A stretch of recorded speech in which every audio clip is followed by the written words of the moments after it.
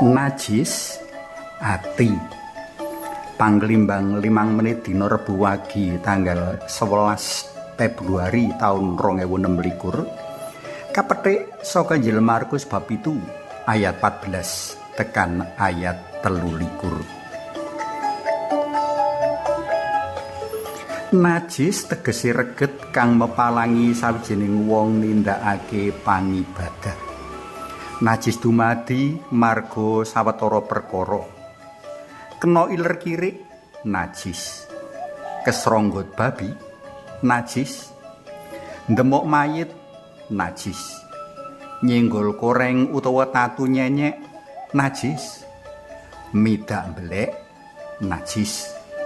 Kecipratan getih najis. Nek wis kena najis, wong kudu wisuh kaping 7 kanthi ritual tartamtu.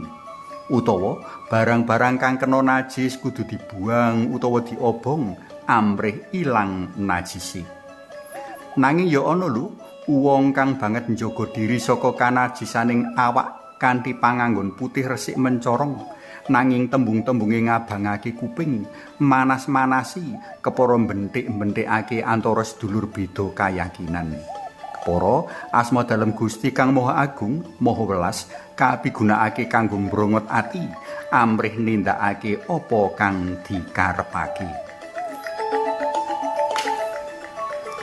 Nyambung waosan dina wingi, Gusti Yesus dina iki ngrembug perkara najis.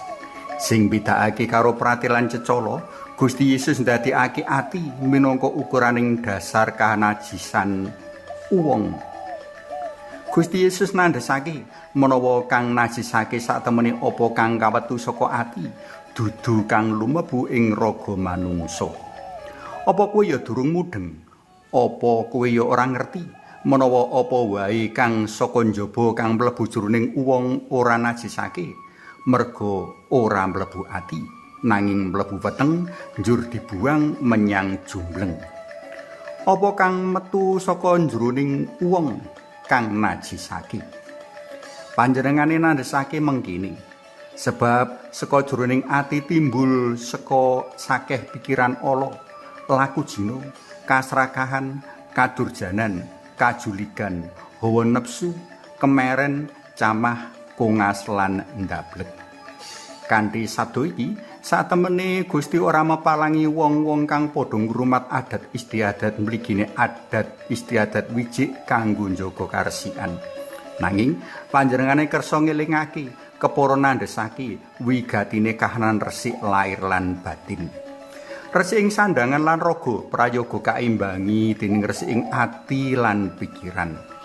Warasing raga kudu kaimbangi warasing ati lan batin.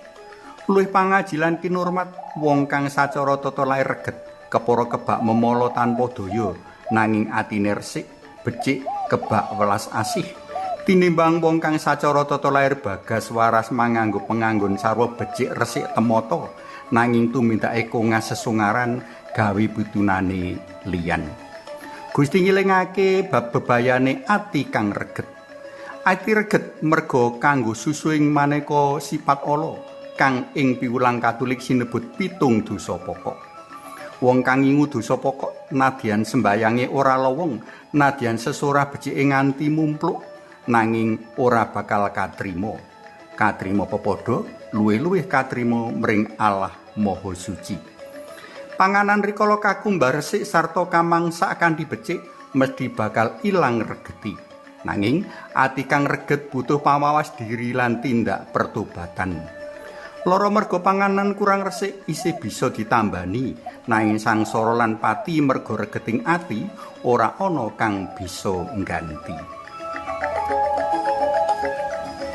Para tresna paelam kinasih, saka waosan dina iki bisa kadudut sawijining piwulang wigatining gebek ati amrih resik saka piyala saengga kita kabeh ora padha dadi memala, bebendulan pagebluk kanggo pepadha.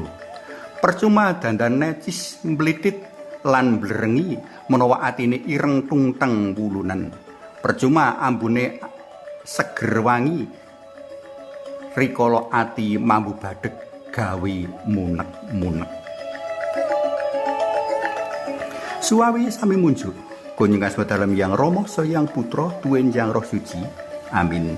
Gusti Yesus kawula munjul nuwun awit kekeran gesang suci ingkang kedah kawula ayati lan jagi amrih tansah saged kepareng marak ngibadah mring paduka. Amin. Kunjungan dalam yang Rama sayang Putra tuwin yang Roh Suci. Amin.